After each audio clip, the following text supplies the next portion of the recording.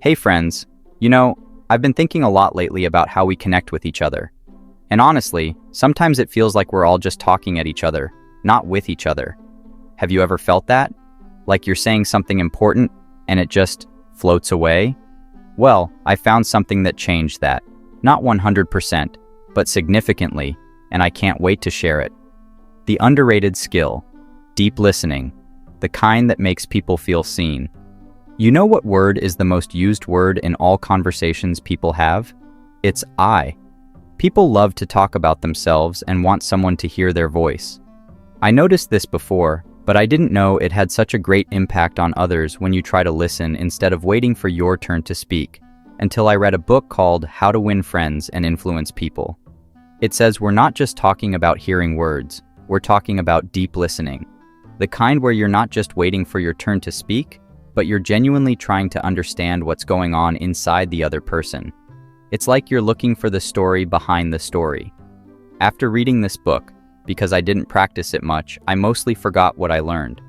But one time, when I was talking to my friend who was going through a really tough time, I was trying to be helpful, throwing out advice. You should do this. You should try that. But I could see I wasn't really connecting. Then I just stopped. And I really listened.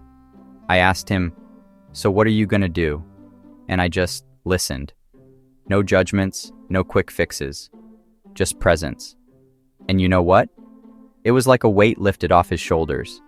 And honestly, off mine too. How to do it. We don't need to be perfect. Sometimes it's okay to say, "Wait, I'm not sure I understand. Can you explain that a little more?" It shows you're invested, not just pretending. Notice the little things. It's not just about the words. It's about their body language, their tone of voice, the little pauses. Those tell you so much. If they look down or their voice cracks, and even you can notice it in chat with your friends.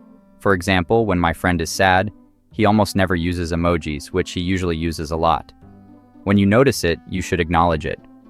"You seem a little sad. Is everything all right?" Let your curiosity lead.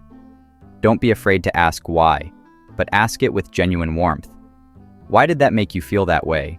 Or why is that important to you? Let your curiosity be your guide and let them know that you really want to know. It's okay to not know what to say. Sometimes, the best thing you can say is nothing at all.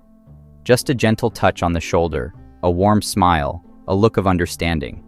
Why this matters? We live in a world where everyone's trying to be heard, but nobody's really listening, and that's lonely. Deep listening, it's not just a skill, it's a gift. It's a gift you give to others and a gift you give to yourself. It makes you feel more connected, more alive, more human. I'd love to hear about your experiences with this. Share your stories in the comments. Let's create a space where we can all learn from each other. And if you found this helpful, please share it with someone who needs to hear it. Let's spread a little more connection in the world. This video ended. Wish you happiness.